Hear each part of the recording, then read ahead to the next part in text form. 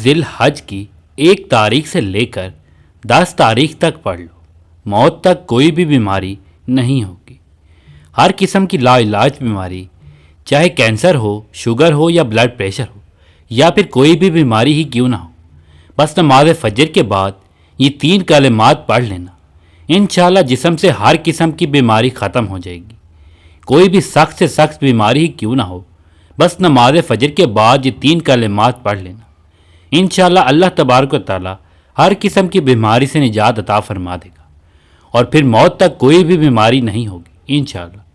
ناظرین کرام، فجر کی نماز کے بعد یہ کلمات 3 مرتبہ پڑھ لیں، انشاءاللہ چلتے پھرتے اس دنیا سے رخصت ہوں گے۔ جسم میں جو بھی بیماری ہوگی، جس قسم کی بھی بیماری ہوگی، یہ 3 کلمات پڑھنے کی دیر ہے، ہر قسم کی لا علاج بیماری بھی ختم ہو جائے گی۔ یہ کلمات بہت ہی زیادہ طاقتور کلمات ہیں، ان کلمات کو اپنی زندگی میں 1 مرتبہ لازمی پڑھ لینا۔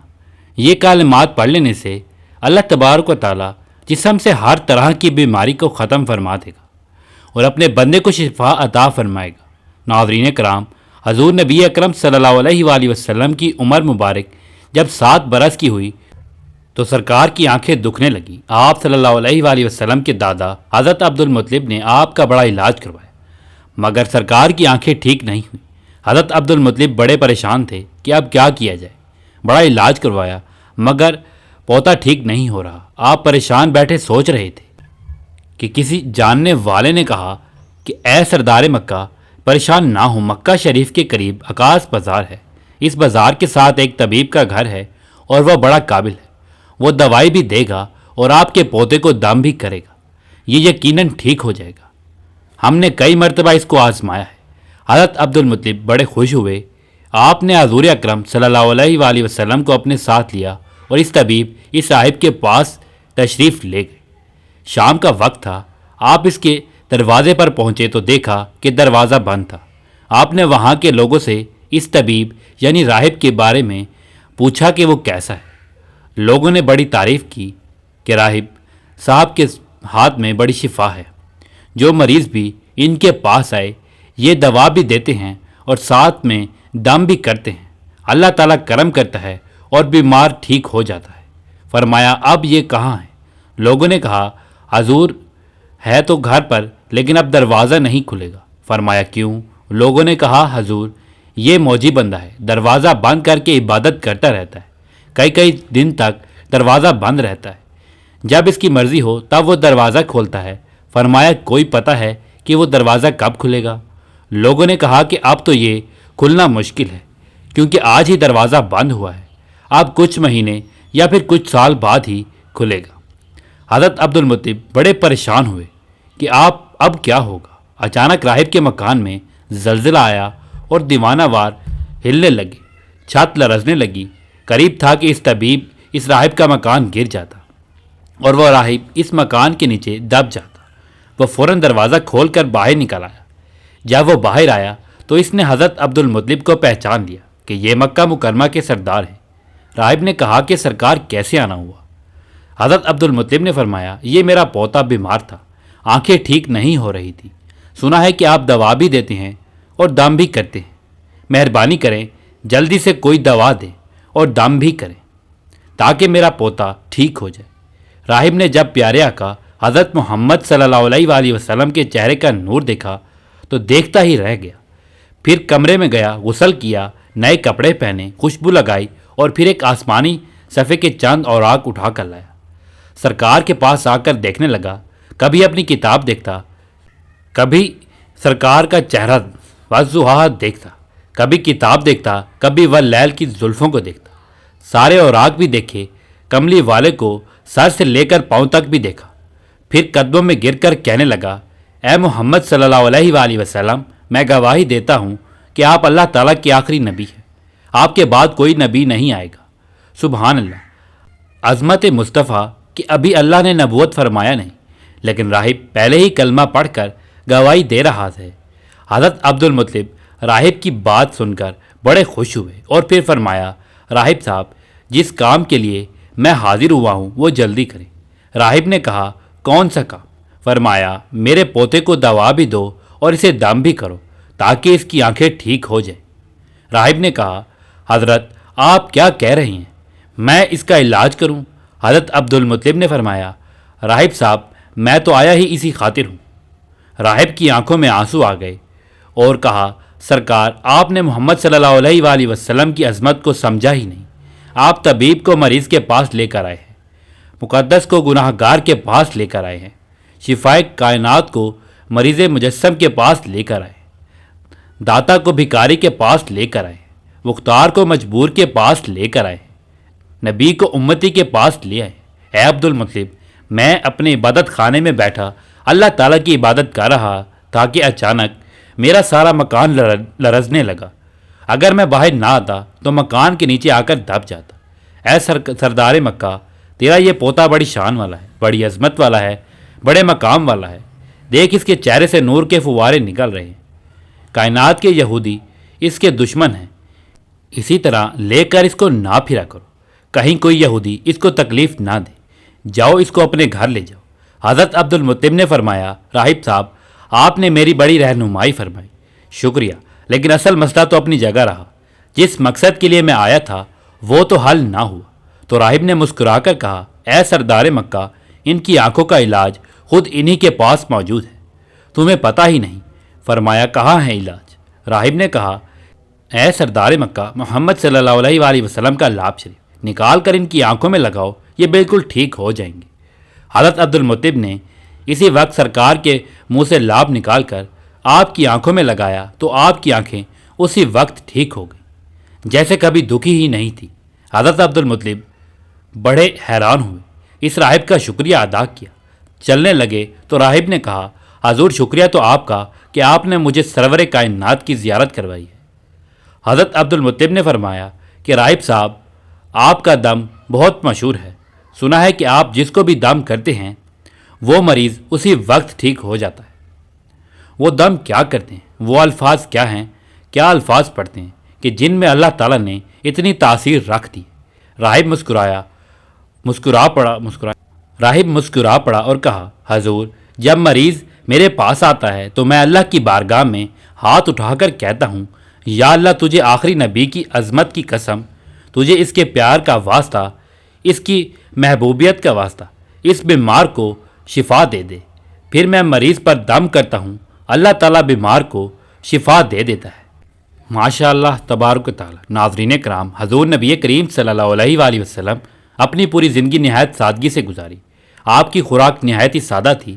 پیارے دوستو، کسی بھی شخص کے اخلاق اور کردار کا مطالعہ کرنا ہو تو اس کی عادت کے ساتھ ساتھ اس کے لباس اور اس کی گفتگو سے اندازہ لگایا جا سکتا ہے کہ وہ کس طرح کی زندگی بسر کر رہا ہے۔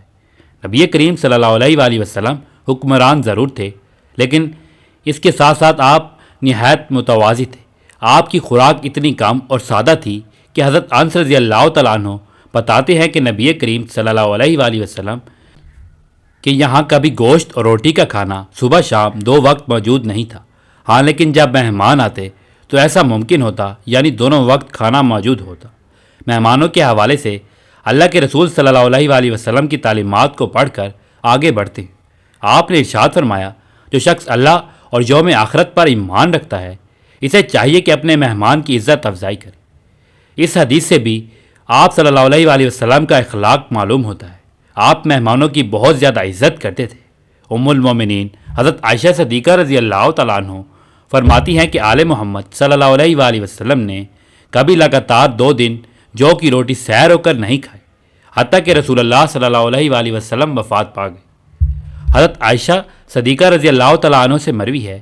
ایک دوسری روایت میں ہے کہ جب سے آپ صلی اللہ علیہ وآلہ وسلم مدینہ منورہ تشریف لائے، آل محمد نے کبھی مسلسل 3 راتیں گندم کی روٹی سیر ہو کر نہیں کھائی، حتیٰ کہ آپ وفات پا گئے۔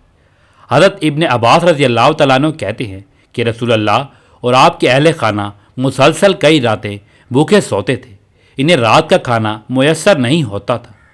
ان کی زیادہ تر روٹی جو کی ہوتی تھی۔ حضرت عائشہ صدیقہ رضی اللہ تعالیٰ عنہ فرماتی ہے کہ رسول اللہ صلی اللہ علیہ وآلہ وسلم میرے پاس تشریف لاتے اور پوچھتے کھانے کو کچھ ہے؟ میں عرض کرتی یا رسول اللہ کوئی چیز نہیں۔ آپ صلی اللہ علیہ وآلہ وسلم ارشاد فرماتے تو آج میرا روزہ ہے۔ ایک مرتبہ حضرت عائشہ صدیقہ رضی اللہ تعالیٰ عنہ نے اپنے بھانجے حضرت عروہ بن زبیر رحمۃ اللہ علیہ سے فرمایا کہ بعض اوقات ہم پر 3 چاند طلوع ہوتے، یعنی 3 ماہ گزر جاتے، رسول اللہ صلی اللہ علیہ وآلہ وسلم کے گھر کا چولہا نہ جلتا تھا۔ حضرت عروہ رحمۃ اللہ علیہ بڑے تعجب سے پوچھتے ہیں، خالہ جان پھر آپ لوگ زندہ کیسے رہتے تھے؟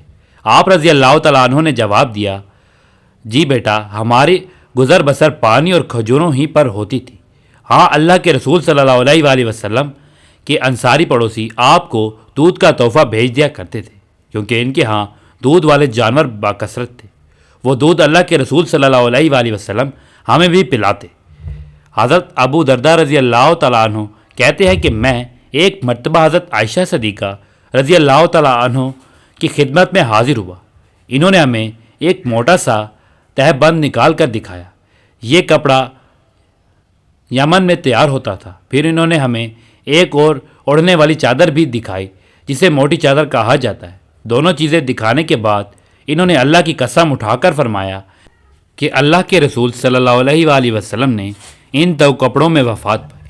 حضرت عبداللہ ابن مسعود رضی اللہ تعالیٰ عنہ سے روایت ہے کہ اللہ کے رسول صلی اللہ علیہ وآلہ وسلم چٹائی پر سو کر اٹھتے تو آپ کے پہلو پر چٹائی کے نشانات تھے۔ ہم نے کہا کہ یا رسول اللہ، کیا ہی بہتر ہو اگر ہم آپ کے لیے ایک نرم سا بستر بنا دیں۔ پیارے دوستو، آپ دیکھیے کہ نبی کریم صلی اللہ علیہ وآلہ وسلم اس کے جواب میں کیا ارشاد فرماتے ہیں۔ ارشاد ہوا، میرا دنیا سے کیا تعلق؟ دنیا میں میری مثال تو اس مسافر جیسی ہے جو تھوڑی دیر کے لیے کسی درخت کے سائے تلے ٹھہرتا ہے، پھر اسے چھوڑ کر اپنی راہ لیتا ہے۔ اگر ہم رسول اللہ کی حیات طیبہ میں نظر ڈالیں تو معلوم ہوتا ہے کہ آپ کی مبارک زندگی ہر پہلو سے سادگی کی تصویر تھی۔ آپ نے نہ صرف اپنی زندگی سادگی سے گزاری بلکہ اپنے صحابہ کرام کی تربیت بھی اس انداز میں کی کہ دنیا کی بے وقتی کو خوب واضح کیا۔ آئیے دیکھتے ہیں کہ اللہ کے رسول صلی اللہ علیہ وآلہ وسلم نے اپنے صحابہ کرام کی تربیت کیسے کی۔ حضرت جابر رضی اللہ تعالیٰ عنہ فرماتے ہیں کہ حضور نبی کریم صلی اللہ علیہ وآلہ وسلم بالائے مدینہ سے آتے ہوئے بازار سے گزرے۔ آپ کے ارد گرد بہت سے صحابہ کرام تھے۔ آپ ان کے ہمراہ تشریف لے جا رہے ہیں کہ راستے میں ایک بکری کا ایک مرا ہوا بچہ پڑا تھا۔ ان کے کان چھوٹے چھوٹے تھے۔ آپ نے اس مردہ میمنے کا کان پکڑ کر فرمایا، ساتھیو، تم میں سے کون اسے 1 درہم میں لینے پر راضی ہے؟ لوگوں نے عرض کیا، یا رسول اللہ، 1 درہم تو بڑی دور کی بات ہے، ہم تو 1 پیسے میں بھی لینے کے لیے تیار نہیں ہیں، اور ہم اسے لے کر کریں گے بھی کیا؟ ارشاد ہوا کہ اچھا، تم یہ مفت لینے کے لیے تیار ہو؟ لوگوں نے جواب میں عرض کیا، یا رسول اللہ صلی اللہ علیہ وآلہ وسلم، اگر یہ زندہ ہوتا تب بھی یہ عیب داروں میں شمار ہوتا، کیونکہ اس کے کان بہت چھوٹے ہیں، اور اب تو یہ مرا ہوا ہے۔ مراد یہ کہ اس سے مفت لینے کے لیے بھی تیار نہیں ہے۔ اب دیکھیے کہ اللہ کے رسول صلی اللہ علیہ وآلہ وسلم دنیا کی بے ثابتی اور اس کی کم حیثیت کو کس طرح واضح کرتے ہیں۔ ارشاد ہوا، اللہ کی قسم، اللہ تعالیٰ کے نزدیک دنیا اس مردار سے بھی کم حیثیت رکھتی ہے۔ اور پھر ایک جگہ اپنے ساتھیوں کے سامنے دنیا کی حقیقت اس طرح بیان فرمائی کہ دنیا اللہ کے ہاں مچھر کے پار کے برابر بھی حیثیت رکھتی ہوتی تو وہ کسی کافر کو دنیا میں پانی کا ایک گھونٹ پینے کو نہ دیتا۔ اللہ اکبر۔ ناظرین کرام، ذی الحج کا بابرکت مہینہ ہے اور اللہ کے ہاں 4 احترام والے مہینوں میں سے ایک ہے۔ آج کا وظیفہ اس قدر شاندار وظیفہ ہے کہ ماہ ذی الحج کے پہلے عشرے میں اگر کوئی شخص نماز فجر کے بعد یہ 3 کلمات پڑھ لیا کرے تو انشاءاللہ اس کے جسم سے ہر طرح کی بیماری ختم ہو جائے گی اور پھر موت تک کوئی بھی بیماری لاحق نہیں ہوگی۔ جان لیجئے کہ یہ کلمات بہت زیادہ بابرکت ہیں، بالکل اسی طرح جس طرح سے یہ ایام برکت والے ہیں اور رحمت والے ہیں۔ اللہ تبارک و تعالیٰ نے ان کلمات میں بہت زیادہ طاقت رکھی ہے۔ جو بھی شخص کسی ایسی بیماری میں مبتلا ہے کہ جس کا علاج کروا کر وہ تھک چکا ہے اور اسے شفا نہیں مل رہی، تو بس پھر نماز فجر کے بعد یہ کلمات 3 مرتبہ پڑھ لیں۔ انشاءاللہ اللہ تبارک و تعالیٰ آپ کو ہر قسم کی بیماری سے نجات عطا فرمائے گا۔ جان لیجئے کہ وہ کلمات ہی ہیں، سبحان اللہ العظیم و بحمدہ ولا حول ولا قوت الا باللہ العلی العظیم۔ یہ کلمات آپ نے صبح نماز فجر کو ادا کر لینے کے فوراً بعد 3 مرتبہ پڑھ لینی ہے، لیکن اس سے پہلے کم از کم ایک مرتبہ درود ابراہیمی ضرور پڑھ لیجیے گا، اور اس کے بعد تعوذ اور تسمیہ بھی لازمی پڑھنا ہے۔ اس کے بعد یہ کلمات صرف 3 مرتبہ ادا کرنی ہیں۔ 3 بار یہ کلمات پڑھنے کے بعد آپ نے ایک تسبیح پہلے کلمے کی اس طریقے سے کر لینی ہے جو ابھی آپ کو بتایا جائے گا۔ انگلیوں پر گن کر یا پھر تسبیح کے دانوں پر پورے 100 مرتبہ پڑھیں لا الہ الا اللہ، اور پھر آخر میں ایک بار پڑھیے محمد رسول اللہ۔ یوں آپ کی ایک تسبیح مکمل ہو جائے گی۔ اس کے بعد آپ نے پھر سے اتنی ہی مرتبہ درود ابراہیمی پڑھ لینا ہے جتنی بار آپ نے وظیفے کے آغاز میں پڑھا تھا۔ آپ کو جو بھی بیماری ہوگی، جو بھی سخت سے سخت پریشانی مشکل ہوگی، انشاءاللہ اللہ تعالیٰ آپ کی ہر طرح کی لا علاج بیماری اور مشکل کو ان 10 دنوں کے اندر اندر ختم کر دے گا۔ آپ کو ان کلمات کا اثر فوراً دیکھنے کو ملے گا۔ انشاءاللہ اللہ تبارک و تعالیٰ آپ کو ان کلمات کو پڑھنے سے فوراً شفا عطا فرمائے گا۔ ناظرین کرام، جان لیجیے کہ یہ کلمات آپ نے 3 مرتبہ پڑھ لینی اور اول آخر کم از کم 1 مرتبہ یا 3 مرتبہ یا 7 مرتبہ درود پاک بھی پڑھ لینا ہے۔ انشاءاللہ اس عمل کو کرتے ہی آپ شفا یاب ہو جائیں گے۔ اللہ تبارک و تعالیٰ سے دعا ہے کہ نیکی کی بات کو سننے، سمجھنے اور اس پر عمل کرنے کی طاقت اور توفیق عطا فرمائے۔ میرا سنانا اور آپ کا سننا قبول و منظور فرمائے، آمین یا رب العالمین۔ ناظرین کرام، آخر میں آپ سے درخواست ہے کہ میری آج کی اس معلوماتی ویڈیو کو لائک اور شیئر کر دیجیے اور ہمارے اسلامی و اصلاحی چینل کو سبسکرائب کر لیجیے۔ جزاک اللہ خیرن کثیر۔ اللہ ہم سب کا حامی و ناصر ہو۔